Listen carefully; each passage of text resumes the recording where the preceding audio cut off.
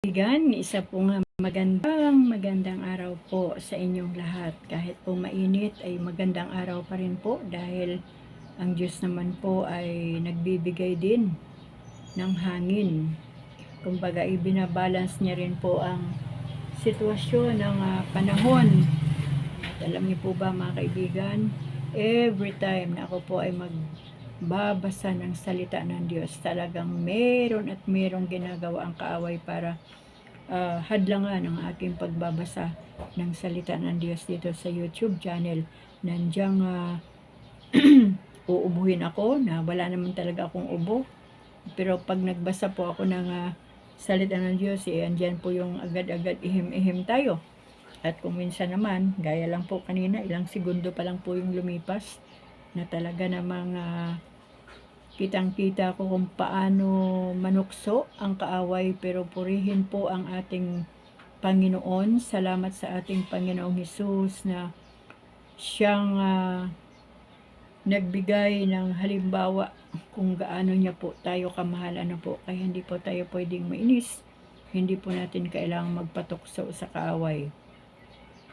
At alam niyo po ba, nagagalak po ako kasi ito pong ating video ngayon, saktong-sakto po sa pagbabasa natin ng salita ng Diyos, ay pang 1,000 videos ko po ito dito mga kaibigan sa aking YouTube channel.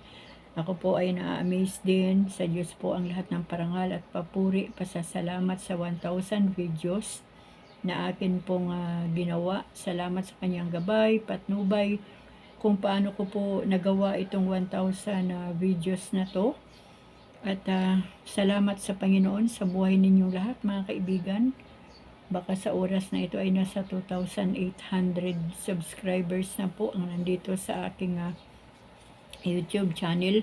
Hindi pa po kasali yung mga nakikinig na hindi pa nagsusubscribe pero patuloy pong nakikinig at nanonood po ng ating mga video. So, lahat po kayo ay padala ng Diyos dito sa aking YouTube channel.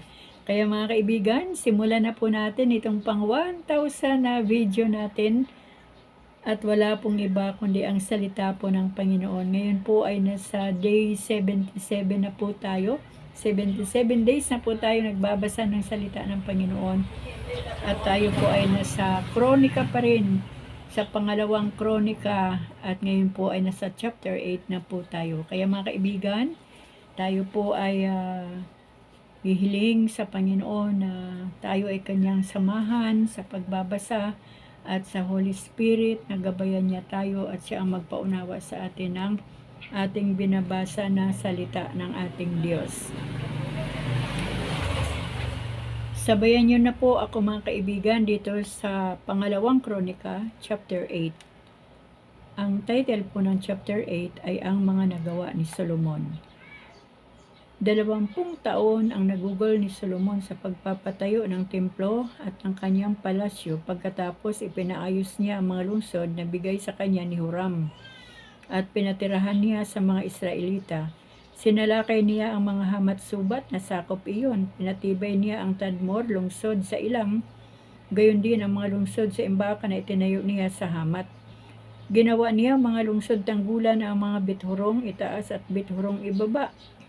Pinalibutan niya ito ng muog at nilagyan ng mga pintuang may panghalang. Pinatibay din niya ang Baalat at ang kanyang mga lungsod imbakan at ang mga lungsod himpilan na kanyang mga karwahe at ng kanyang mga kabayuhan. Ipinagawa nga ni Solomon ang bawat maibigan niyang ipagawa sa Jerusalem, sa Libano at sa lahat ng panig ng kaharian. Inalipin niya ang mga natitira sa mga bansang dinatnan doon ng bayang Israel, mga Heteo, Amoreo, Peresyo, Hebeo, ang mga Hebusyo. Ang mga natira sa mga lahing hindi nilipol ng mga Israelita, ang mga ito ang kanyang pinapagtrabaho sa mga binalangkas niyang gawain at hindi niya isinama ang mga Israelita sa sapilitang paggawa. Sa halip, kinuha niya ang mga ito bilang mga mandirigma, mga kawal at pinuno ng hukbo at ng kanyang kabayuhan at mga karwahe. Sila rin ang ginawang tagapangasiwa ni Solomon para mamahala sa mga taong nagtatrabaho sa kanyang mga paggawaan. At ang bilang nila ay umabot sa 250. Ang asawa niyang anak ni Faraon ay ipinasundo niya mula sa lungsod ni David at dinala sa palasyong ipinagawa niya para sa reyna.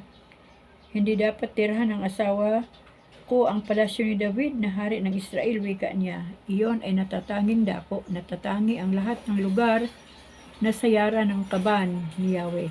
Mula noon, si Solomon ay nag-aalay kay Yahweh ng mga handog na susunugin. Ginagawa niya iyon sa dambana ni Yahweh na kanyang ipinatayo sa harapan ng portiko. Ang lahat ay ginagawa niya ayon sa mga tuntuning ibinigay ni Moises tungkol sa paghahandog sa araw ng pamamahinga. Sa bagong buwan at sa 3 pistang tauhan, ang pista ng mga tinapay ng walang libadora, ang pista ng mga unang ani at ang pista ng mga tulda. Ipinagpatuloy niya ang kaayusang ginawa ni David tungkol sa paglilingkod ng mga saserdote. Gayon din ang kaayusan ng mga Levita sa pang-araw-araw na pamumuno nila sa pag-awit ng papuri at pagtulong sa mga saserdote at sa pagbabantay sa templo. Ganyan ang tagubilin sa kanya ni David at hindi sila suminsay kaunti man. Maging sa gawain ng mga saserdote at mga Levita at maging sa pag-iingat sa kayamanan ng templo. Sa gayon, natapos ang pagpapagawa ni Solomon mula sa paglalagay ng pundasyon ng templo hanggang sa kayarian nito. Pagkatapos, pumunta si Solomon sa Isayon, Geber at sa Elot na nasa baybayin ng dagat sa lupain ng Edom. Pinadalahan siya ni Huram ng mga barko at mga bihasang mandaragat na mga ngasiwa niyon. Pumunta sila sa Ophir kasama ng mga tauhan ni Solomon. Nang bumalik sila ay may uwing 450 talentong ginto na ibinigay nila kay Solomon. Ang pagdalaw ng reyna ng Siba, chapter 9. Nakarating sa pandinig ng reyna ng Siba ang kabantugan ni Solomon, kaya't nagsadya siya sa Jerusalem upang subukin ito sa pamagitan ng matatalinhagang katanungan. Marami siyang kasamang tauhan at kamilyong kargado ng mga pabango, ginto at mamahaling bato. Nang siya'y harapin ni Solomon, ipinahayag niya rito ang lahat niyang iniisip. Ipinaliwanag naman ni Solomon ang lahat ng ibig malaman ng reyna.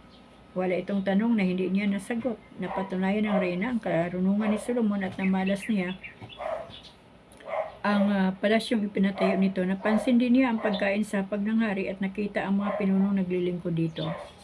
Gayon din ang mga utusan ng mga tagadala ng inumin at ang kasuotan nilang lahat. Nakita rin niya ang handog na iniaalay ni Solomon sa templo. Humanga siya ng gayon na lamang sa lahat niyang nakita. Kaya't sinabi niya sa hari, "Totoo nga pala ang mga narinig ko tungkol sa inyo. Noong unay hindi ako makapaniwala, ngunit ngayong makita ng dalawa kong mata, wala pa pala sa kalahati ang ibinalita nila sa akin. Ang karunungan pala ninyo ay higit na ang karunungan pala ninyo ay higit sa nabalitaan ko. Mapalad ang inyong mga asawa, mapalad ang mga tauhan ninyong ito na laging nakaririnig ng inyong karunungan. Purihin si Yahweh na nagpala at nagluklok sa inyo sa trono bilang hari. Sapagkat walang maliw ang pag-ibig ni Yahweh sa Israel. Ginawa niya kayong hari upang mamahala rito at magpairal ng katarungan. At ang hari binigyan niya ng 120 talentong ginto ng maraming pabango at mamahaling hiyas. Hindi nahalagahan sa dami ang mga pabangong ibinigay ng reyna ng Siba kay Haring Solomon.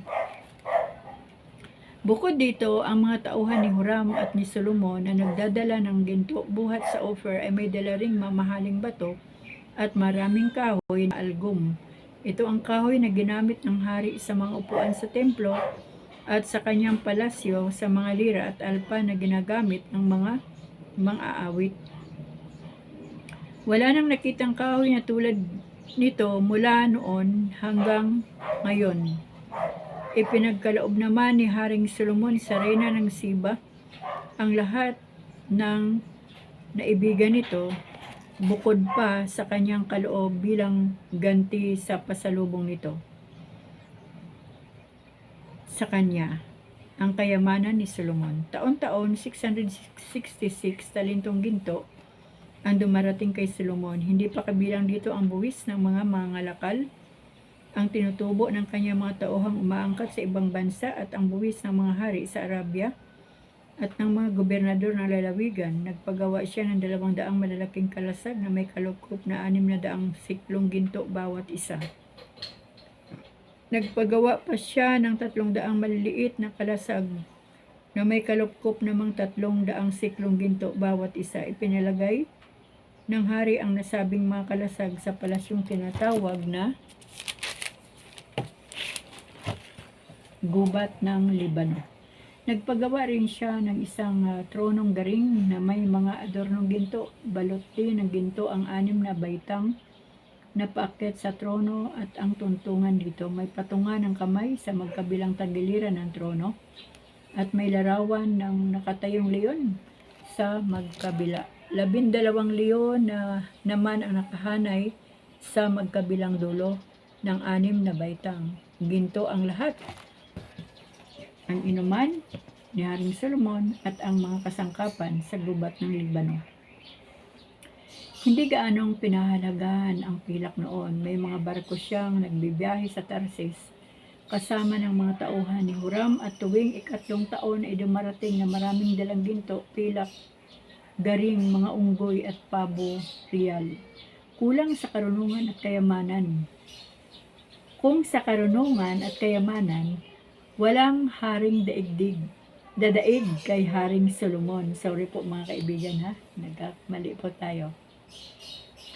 Kaya nga't pinagsasadya siya ng mga hari buhat sa iba't ibang panig ng daigdig upang makinig sa karunungang kaloob sa kanya ng Diyos. Bawat isa'y may dalang regalo, mga sisidlang ginto at pilak, mga damit at mga sandata, mga pabango, mga kabayo at mula. At patuloy ito sa loob ng maraming taon. May 4,000 ang mga silungan ng mga kabayo at karwahe ni Solomon at 12,000 naman ang kanyang mga bayo. Ang iba'y nasa mga lungsod himpilan ng mga karawahe at ang iba na may sa Jerusalem. Laging handa sa tawag ng hari. Sakop niya ang lahat ng hari buhat sa ilog Euphrates hanggang sa lupain ng mga Filisteo at sa may hangganan ng Ehipto. Ng panahon ni Haring Solomon, ang pilak sa Jerusalem ay parang bato ang halaga at ang kahoy na sidro'y sindami ng sikumuro sa kapatagan. Ang mga kabayo ni Solomon ay galing pa sa Ehipto at sa iba't ibang bansa. Ang buod ng kayamanan ni Solomon. Ang iba pang kasaysayan ni Solomon buhat sa simula hanggang wakas ay nakasulat sa kasaysayan ni Propeta Nathan at sa hula ni Ahayas na taga Seluy. Mababasa rin iyon sa mga pangitain ni Ido na nagsasaad din ng paghahari ni Jeroboam na anak ni Nabat. 40 taong singkad na naghari si Solomon sa buong Israel at sa Jerusalem siya nanirahan. Nang siya'y mamatay sa lungsod ni David, siya inibig. Pumalili sa kanya ang anak niyang si Roboam. Ang pagkahati ng kaharian. Chapter 10. Pumunta sa Sikem si Roboam sapagkat doon nagkakatipon ang buong Israel upang gawin siyang hari. Nang mabalitaan ito ni Jeroboam na nooy nasa Ehipto, doon siya nagtago sa pag-uusig ni Solomon. Umuwi na siya'y ipinasundo nila at pumunta sila kay Roboam kasama ng buong Israel. Sinabi niya, "Napakabigat po ng ipinapasan sa amin ng inyong ama. Kung maaari po ay bawasan ninyo ang pahirap na ginawa niya sa amin. Pagkaanin po ninyo ang pasanin ng aming dinadala at paglilingkuran namin kayo." Tinugon sila ni Roboam, "Bumalik kayo pagkalipas ng 3 araw at lumisan ang mga tao." Sumangguni si Roboam sa matatandang naglilingkod sa kanyang ama nang ito'y nabubuhay pa. Itinanong niya kung ano ang dapat niyang isagot sa mga tao. Ganito ang sabi ng matatanda, "Kapag kayo naging mahinahon sa mga taong ito, pinagbigyan ninyo ang kanilang kahilingan at sila'y kinausap ninyong mabuti, paglilingkuran nila kayo habang panahon." Ngunit hindi pinahalagahan ni Roboam ang payo ng matatanda. Sa halip, Nagtanong siya sa mga kabataang pinalaking kasama niya at ngayon naglilingkod sa kanya. Ano ang dapat kong isagot sa mga taong humihiling sa napagaanin ko ang pasaning ipinataw sa kanila ng aking ama? Tanong niya. Ganito naman ang sagot ng mga kabataan. Sabihin mo sa kanila na ang kalingkingan mo'y mas matigas kaysa hita ng iyong ama. Dagdagan mo pa ang pahirap sa kanila. Kung latigo ang panghampas sa kanila noon, ngayon ay gawin mong tinik na bakal. Pagkalipas ng 3 araw, bumalik nga si Jeroboam at ang mga tao ayon sa sinabi sa kanila ni Roboam laban sa payo ng matatanda. Marahas ang sagot niya sa mga tao. Ang sinunod niya ay ang payo ng kabataan. Sinabi niya, kung mabigat ang ipinapasan sa inyo ng aking ama, daragdagan ko pa iyan. Kung hinagupit niya kayo ng latigo, tinik na bakal naman ang ihagupit ko sa inyo. Hindi nga dininig ng hari ang karaingan ng bayan, gayon ang itinulot ng Diyos upang matupad ang sinabi ni Yahweh tungkol kay Jeroboam na anak ni Nabat sa pamagitan ni Ahiyas na taga Seloy. Nang hindi sila pansinin ng hari, sinabi nila, bakit nila tayo ginaganito, mga anak ni Israel, umuwi na tayo. Ibagsak si David at ang kanyang sambahayan, bahala na si Roboam sa kanyang sarili. At umuwi nga ang 10 lipi ng Israel, ngunit naghari si Roboam sa mga Israelitang nanirahan sa mga lungsod ng Juda. Sinugo ni Roboam si Adoram, ang tagapangasiwa ng sa pilitang paglilingkod bayan sa 10 lipi ng Israel, ngunit siya'y binato ng mga ito hanggang mamatay.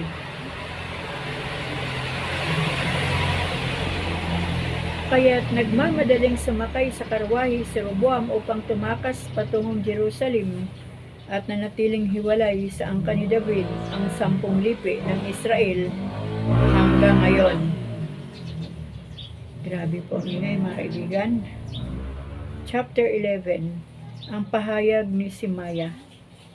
Pagdating ni Roboam sa Jerusalem, tinipon niya ang mga lipi ng Juda at Benjamin. Pumili siya ng 180,000 piling mandirigma upang bakahin ang 10 lipi ng Israel at ipailalim sila sa kanyang kapangyarihan. Ngunit, sinabi ni Yahweh kay Simaya na kanyang lingkod, sabihin mo kay Roboam na hari ng Juda at sa lahat ng mga Israelitang taga-Juda at Benjamin na ganito ang ipinasasabi ni Yahweh. Huwag na ninyong bakahin ang inyong mga kapatid. Hayaan na ninyo silang makauwi sa kanilang tahanan. Ako ang may panukala nito. Sinunod nga nila ang sabi ni Yahweh. Nag-uwian na sila at hindi na nila binaka si Jeroboam. Pinaligiran ng pader ang mga lungsod. Sa Jerusalem, tumira si Roboam, ngunit nagtayo siya ng kuta sa ilang lungsod ng Juda, sa Bethlehem, Etam at Tekoa. Sa Bitsor, Suko at Adulam, Sagat, Marisa at Sef, sa Adoraim, Lakis at Asika, sa Zora, Ayalon at Hebron. Ito ang mga lungsod sa lupain ng Juda ni Benjamin na kanyang ginawang kuta. Pinatibay niya ang kanilang mga tanggulan, nilagyan ng kanilang pinuno, at nilaanan ng pagkain, langis at alak na nakaimbak. Naglagay rin siya ng mga sibat at malalaking kalasag sa bawat lungsod. Ano pat ang mga ito'y talagang pinatibay niya sa gayon na panatili niya sa ilalim ng kanyang kapangyarihan ang Juda at Benjamin. Nagpunta sa Juda ang mga saserdote at Levita. Nagdatingan ang mga saserdote at mga Levita buhat sa lahat ng panig ng Israel at napakupkop kay Roboam.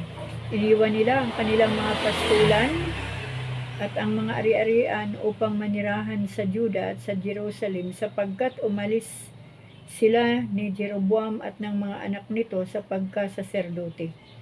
Naglagay si Jeroboam ng kanyang mga saserdote para sa mga sambahan sa burol, sa mga satero at sa mga toriting ipinagawa niya mula sa lahat ng lipi.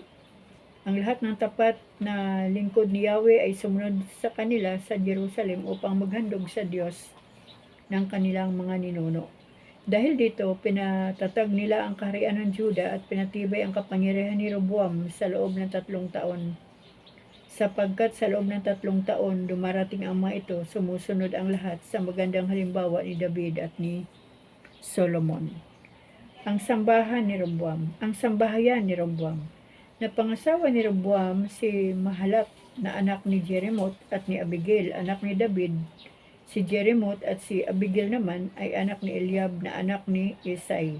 Sina Diyos, si Marias at Saham ang mga anak ni Roboam kay Mahalat. Napangasawa rin ni Roboam si Maaka na anak ni Absalom at ang mga anak nila ay sina Abias, Atay, Sisa at Silomit. Mahal na mahal ni Roboam si Maaka higit sa sinuman sa kanyang mga asawa.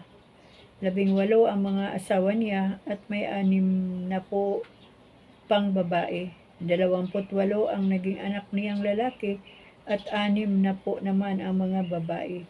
Palibhas ay ibig ni Roboam na si Abias ang maging hari. Pagkamatay niya, inilagay niya itong pinuno at pangunahin sa kanyang mga kapatid. Pinagwatak-watak ni Roboam ang kanyang mga anak na lalaki sa buong lupain ng Juda at Benjamin.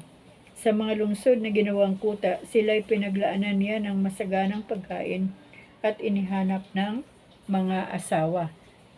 Chapter 12. Nilusob ng Ehipto ang Juda.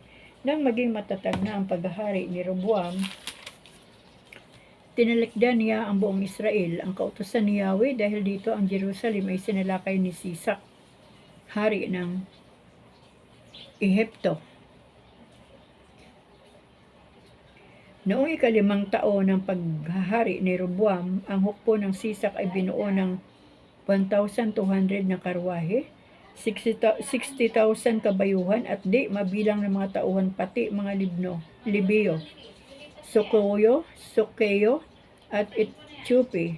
Nakuha niya ang mga lungsod tanggulan ng Juda at nakaabot siya hanggang Jerusalem. Dahil sa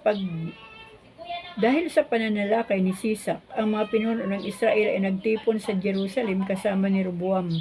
Siyang pagdating ni Propeta Simaya at sinabi sa kanila, ganito ang ipinasabi ni Yahweh, pinabayaan ninyo ako, kaya naman pinabayaan ko rin kayong mahulog sa kamay ni Sisak. Pagkarinig niyon, nagpakumbaba ang hari at ang pinuno ng Israel at sinabi nila, makatarungan si Yahweh. Nakita ni Yahweh ang kanilang pagpapakababa, kaya sinabi niya kay Simaya, nagpakababa na sila, kaya hindi ko na sila lilipulin. Ililigtas ko sila sa ganap na kasawian at hindi ko na itutuloy ang pagbubuhos ng aking galit sa Jerusalem na binalak kong gawin sa pamamagitan ni Sisak. Gayunman, sila'y nasasakop nito upang malaman nila kung alin ang lalong mabuti, ang maglingkod sa akin o ang maglingkod sa mga hari ng mga bansa. Pinasok nga ni Sisak, hari ng Ehipto, ang lungsod ng Jerusalem at sinamsam ang mga kayamanan sa templo at sa palasyo ng hari. Kinuha niya ang lahat, pati ang mga gintong kalasag na ipinagawa ni Solomon. Pinapalitan ni Roboam mga iyon ang kalasag na tanso. Pinaingatan niya ang mga nasabing kalasag sa pinuno ng mga bantay ng palasyo. Tuwing pupunta sa templo ang hari, inilalabas nila ang mga kalasag at pagkatapos ay pinababalik sa silid sapagkat nagpakababa si Roboam. Hindi nalubos ang galit ng Diyos sa kanya, hindi na sila nilipol ng tuluyan at naging matiwasay ang kalagayan ng Juda. Ang buod na kasaysayan ni Roboam. Naging matatag ang tayo ni Roboam sa Jerusalem kahit nakapagpatuloy siya sa paghahari. 41 taon siya nang magsimulang maghari at 17 taon siyang naghari sa Jerusalem. Ang lungsod na hinirang ni Yahweh sa lahat ng lipi ng Israel upang doon mamalagi ang kanyang pangalan. Si Naama, isang Amonita, ang kanyang ina, masama ang naging buhay niya sapagkat hindi niya sinunod ang kalooban ni Yahweh. Ang kasaysayan ni Roboam buhat sa simula hanggang sa wakas, gayon din ang talaan ng kanyang lipi ay nasusulat sa kasaysayan ng Propeta Simaya at sa kasaysayan ni Propeta Ido. Patuloy ang digmaan ng Jeroboam at Roboam sa buong paghahari nito. Nang mamatay si Roboam, siya inilibing sa lungsod ni David at ni Abias na anak niya ang humalili sa kanya bilang hari. So, dito po muna tayo magtatapos mga kaibigan sa chapter 12. Mula po 8 hanggang 12. Nakakatuwa naman yung iba na ating binasa at yung iba naman ay nakakalungkot. Yung iba naman ay nakakagalit pero ang highlights po dito na sa ating binasa.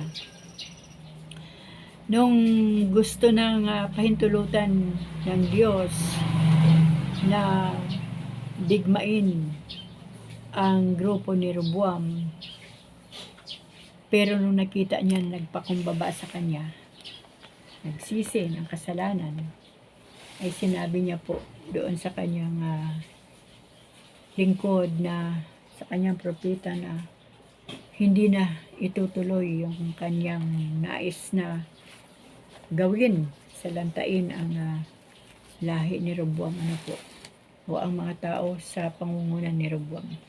So, yun lang mga kaibigan. Lagi kong nakikita na kapag ang mga Israelita ay magpakumbaba sa Diyos, yung mga hari kapag nagpakumbaba sa Diyos, ang Diyos naman ay agad na nahabag. Kaya sa atin pong kapanahunan, wala po tayong kaiba doon sa panahon ng Old Testament kasi yung Diyos po na kanilang sinasamba at kanilang pinaglilingkuran ay yun din po ang Diyos na ating sinasamba at pinasasalamatan at pinaglilingkuran sa panahong ito mga kaibigan. Wala pong iba kundi yun at yun pa rin po ang Diyos hanggang sa kapanahonan ito. Gaano man po katindi ang nagagawa ng kasalanan ng tao, kapag tayo po ay magpakumbaba sa Diyos, humingi ng tawad, at totoo po yung ating pagsisisi, ang Diyos po ay talagang madaling mabagbag ang kanyang damdamin, ang kanyang puso. Kaya yung kanyang panukala ay nababago po ng pagpapakumbaba ng isang tao. Kaya alam niyo mga kaibigan, kung aking titignan po sa panahon natin ngayon, parang ang lapit-lapit na lang po ng Diyos. Kasi pag ipikit po natin ang ating mga mata, tapos magsimula na po tayong manalangin, magsimula na tayong makipag-usap sa Panginoon, nandoon na rin yung pagsisimula ng ating paghingi ng tawad, ay agad-agad po nating nararamdaman yung kanyang kapangyarihan, yung kanyang presensya sa pamagitan po ng Holy Spirit. Kaya gaano man po kalayo ang kalangitan, pero isang luhod lang po at isang pikit lang sa harapan ng Diyos. At naroon yung pag-amin natin, pagpapakumbaba natin, bababa po ang kapangyarihan ng Diyos sa ating mga buhay dito sa lupa. Mararanasan natin yung kanyang kahabagan, yung kanyang awa, higit sa lahat yung kanyang pagmamahal na dakila. Kaya kung mayroon man pong mga tao sa ngayon na parang kulang na kulang sa pagmamahal, hindi po natin yan mga kapatid makikita sa ating kapwa, kahit man sa ating mga magulang, mga anak, mga kapatid, kamag-anak, dahil tandaan po natin, ang pag-ibig ng Diyos ay walang kapantay, hindi kumukupas, hindi pa bago-bago. Kung ang init ay 1,000, ay hindi po yun nababago. Yun at yun pa rin po ang pag-ibig ng ating Panginoon. Ngunit ang pag-ibig ng magulang, pag-ibig ng anak, pag-ibig ng asawa, pag-ibig ng pamilya, pwede po ito mabago mga kaibigan. Ngunit ang pag-ibig ng Diyos ay hindi po pwedeng baguhin ng sitwasyon. Kaya nga po nagkakawatak-watak yung lahi ng mga Israelita kasi wala po sa kanila yung pag-ibig ni Yahweh. Puro po sila mga sigurista. Lahat gusto nilang maghari. Kaya nga po natuwa ako doon kay Reyna, kay Reyna Siba ba yun? Nung nakita niya at napatunayan niya na napakamatalino pala itong si Haring Solomon, ay talagang na-amaze siya, namangha siya, na yung kanyang narinig ay hindi pa pala yun. Kunti lang pala yung kanyang narinig at nalaman doon sa mismong nakita niya na katalinuhan ni Haring Solomon. Ano po? So, sa panahon po natin, kapag matalino po tayo, yung talino na nagmumula sa Panginoon, marami po tayong maibabahagi sa ating kapwa, sa ating mga anak, mga apo, sa ating mga kapamilya, kamag-anak, mga kaibigan. At wag po nating hayaan na yung mga kulang pa sa experience, ayun ang ating susundin na advice. Gaya po ni Roboam, di po ba? Hindi siya nakinig doon sa advice ng mga matatanda na talagang nakasama na ng kanyang ama sa labanan. Kumbaga marami ng experience.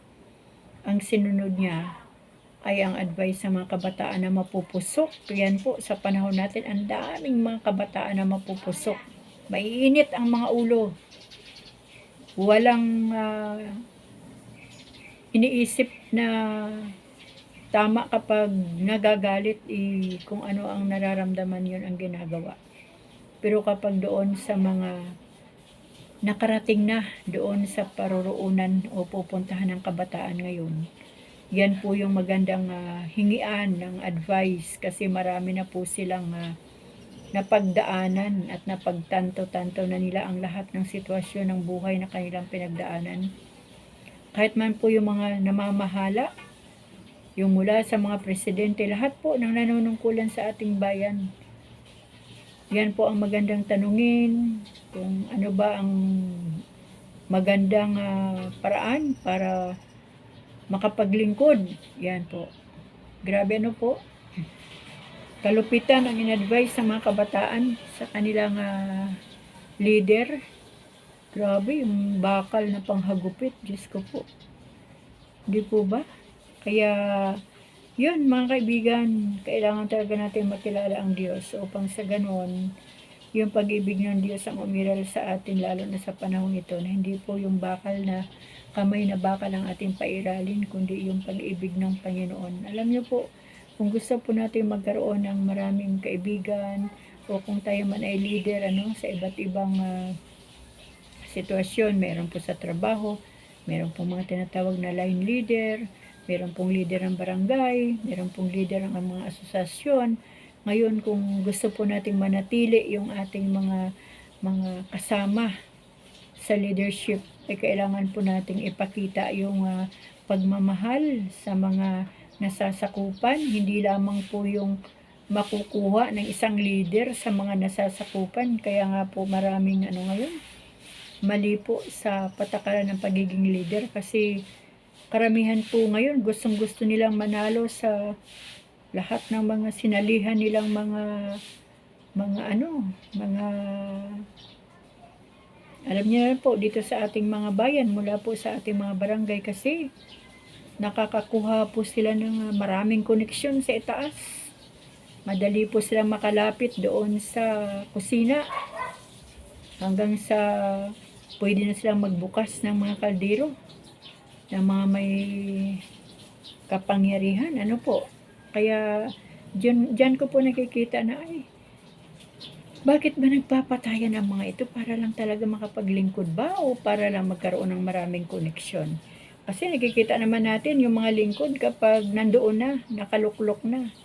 Hindi na po natin alam kung paano po nila pinamumunuan ang kanilang nasasakupan. Ano po? Dahil tayo po ng mga tao ay nagsusumikap din po tayo para sa ating mga sarili, at hindi po tayo umaasa sa ating mga leader, di po ba? Pero ang laki po ng obligasyon at responsibilidad ng isang leader sa kanyang mga nasasakupan. At sabi nga din po sa salita ng Diyos, mas malaki ang pananagutan ng nagtuturo kaysa tinuturuan. Kaya yung mga kabataan na nagturo sa kanilang hari, di po ba mali? Hindi sinunod ng hari yung tamang panukala ng mga matatanda. Kaya tuloy nagalit ang Panginoon sa kanila. Pero nung nagpakumbaba na naman, nahabag na naman ang Diyos sa kanila. So ganoon din po sa buhay natin. Pero hanggat maaari, huwag na po talaga natin gayahin yung mga mali kapag alam na po nating mali, wag na po nating gawin at wag na po nating lapitan.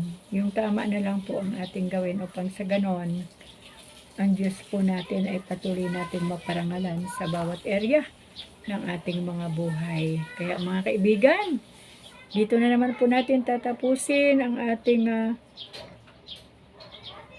binasa at salamat sa Diyos. Salamat sa Holy Spirit sa kanilang paggabay sa atin sa hapong ito.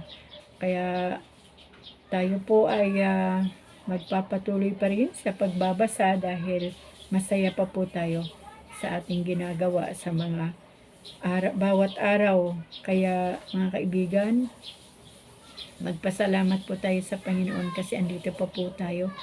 Bago ko po tapusin ang aking video na to, alam niyo po, dalawa po sa aking mga kaibigan, kumbaga naging kaibigan ko na rin, kapatid ng aking matalik na kaibigan, at hindi lang kaibigan, talagang mula sa aming mga magulang ay mga close friend na po sila, parang mga magkapamilya, magkakapatid.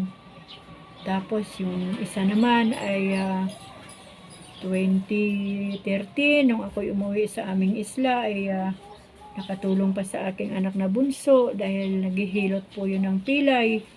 Tapos pumanaw na po sila, mga kaibigan, yung bunso ng aking amiga at yung halos pinsan na rin namin. Kumbaga, auntie rin nung bunso ng aking amiga yung namatay rin kagabi. So, ibig sabihin, hindi po natin alam kung kailan po lilisan ang tao sa mundong ito. Kaya manatili po tayo sa Panginoon, manatili po tayo sa salita ng Diyos na hindi lang po natin binabasa, kundi yung unawain natin at gawin natin, sundin natin upang matuwa po ang Diyos sa atin at hindi po niya hayaan na tayo po ay mapadalhan ng kapahamakan sa ating buhay kapag tayo ay sumusuway. Ano po? So, yun lang mga kaibigan. Mahalin po natin ang ating Diyos. Mahalin natin ang ating kapwa gaya ng ating sarili. At mamuhay po tayo ng tama. Magpakatino po tayo bilang mga anak ng Diyos. Salamat sa Diyos. At muli, akin pong inaalay at ibinabalik sa Diyos ang lahat ng karangalan, ang lahat ng kapurihan at pasasalamat sa 1,000 videos sa oras na ito. Purihin ang ating Diyos. Pagpalain tayong lahat ng ating Panginoon. Amen.